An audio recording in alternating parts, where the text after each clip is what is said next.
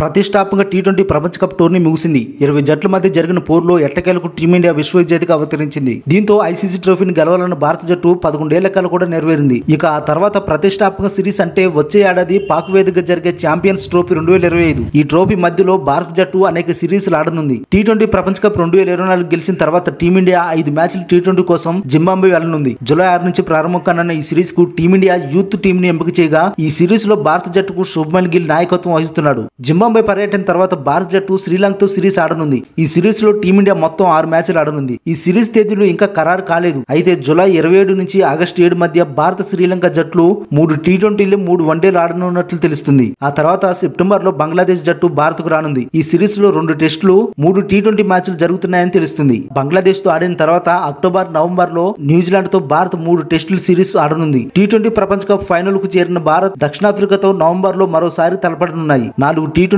మ్యాచ్ల సిరీస్ ని దక్షిణాఫ్రికా ఆతిథ్యం ఇవ్వనుంది. ఆ తర్వాత ప్రపంచ టెస్ట్ ఛాంపియన్షిప్ లో భాగంగా ఆస్ట్రేలియాతో భారత్ చివరి టెస్ట్ సిరీస్ ఆడనుంది. కంగారులు గడ్డపై జరిగే ఈ సిరీస్ లో మొత్తం 5 టెస్ట్ మ్యాచ్లు జరగనున్నాయి. కొత్త సంవత్సరాన్ని ఆస్ట్రేలియాతో టెస్ట్ సిరీస్ తో ప్రారంభించనున్న టీమిండియా 2025లో ఇంగ్లాండ్ తో సిరీస్ లో తలపడనుంది. భారత్ లో జరుగుతున్న ఈ సిరీస్ లో టీమిండియా 5 టీ20లు 3 వన్డేలు ఆడనుంది. ఐసీసీ ఛాంపియన్స్ ట్రోఫీ ఫిబ్రవరి 3వ వారం నుంచి ప్రారంభం కానుంది. ఈ టోర్నీలో మొత్తం 8 జట్లు తలపడుతున్నాయి. అలాగే ఈ టోర్నీ తర్వాత భారత ఆటగాళ్లు ఐపీఎల్ లో ఆడనున్నారు.